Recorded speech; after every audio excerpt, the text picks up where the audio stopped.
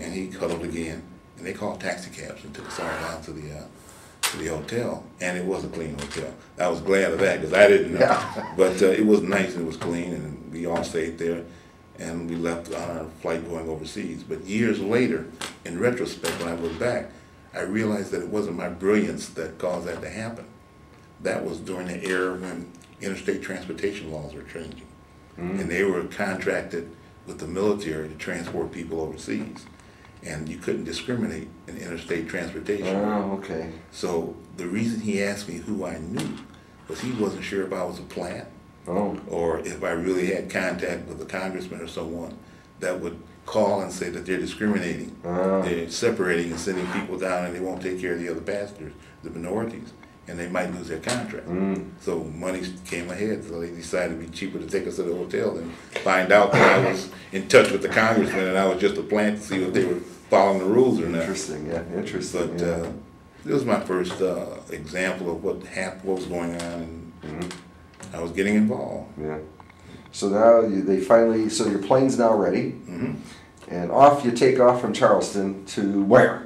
Where are you winding up? Where you're making some stops? Duty assignment, 5,280 miles from the shores of Charleston, South Carolina to Tripoli, Libya, North Africa.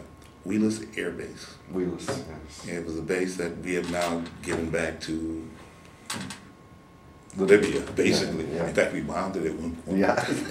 But at any rate, that was my first duty assignment. First plane ride was 5,280 miles, making stops along the way and finding landing in the hottest place I've ever been in my life. 110 in the shade almost, and that was my 2-year assignment. Was that in 18 months in Tripoli? Right. So what were your duties? The duties in Tripoli were really, it was basically base police duties. We basically did the base protection and law enforcement. We also had a bomb dump which was outside the base where all our weapons were, major bombs were stored. We guarded that. And we were supposed to respond to any airplane crashes that happened in the area. And that's kind of a funny, I was there, well, 2 or 3 things. I was there when the plane went down, and I was sent to guard it. Now the British had a base not too far from us. They were allowed to carry weapons off base. Americans weren't. So we couldn't carry any weapons. Now I'm out here, we didn't have the radios that we have now, so communication's gone. I was going to do a one-night guard on this plane before they came out and picked it up. They sent me with 2 Arabic guards, the 2 Libyan police. They never spoke English, and I couldn't speak Arabic. But that was my protection because of the nomadic tribes that would come through and try to strip the plane and take its parts and so forth. And we were supposed to be keeping them away.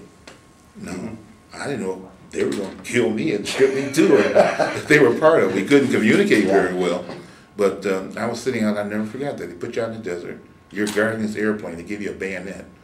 A bayonet? A bayonet. And you're sitting there with a bayonet, and these 2 Libyan had British Enfields 303 rifles. And we couldn't talk. Yeah. And I never forgot him saying, "You sleep, Siddiqui. You sleep. We watch. You sleep, sleep." And I couldn't go to sleep. You're not going to shoot me in the sleep. So I stayed awake all night, but I learned to drink shade, a drink that stone sugar with peanuts. And it's the sweetest thing you ever want. Sorry, teeth are all bad. But it's hot. They drink it hot and it kept me awake all night. I said, if anything's not going to get me, I'm going to be awake when it happens. But I stayed out there all night watching the plane. But now this was an Air Force plane? It was an Air Force plane. Air Force plane that crashed. Because Libya was a training base too. All the pilots in Europe at that time when I was there would go out into the desert and they did target practice. Oh, okay. So a lot of the units rotated out of Germany, England, and all our European places to North Africa to go out and use a target. Okay, so this was a plane that crashed. And so you're going to guard it until the next day. Until the next day they came out and got it with my bayonet, no communications, and watch out for nomadic tribes and they go through the desert and see it. I don't speak the language, and I got 2 guards that we couldn't talk very well, and it was a long night. A long night, yeah. How was the food in Tripoli there? You know, I never had a problem. I never had a problem with Air Force food. We didn't eat off base too much. Now, you had a problem with Arabics cooking hamburgers that are at one of our snack bars, like. But other than that, our chow was pretty good. They kept us pretty good in chow. And you're staying in touch with home via letters. It wasn't like it is today. I mean, we had no telephone that you could call. Telephones. You wrote, and one of the loneliest things, or things that I think all military personnel go through,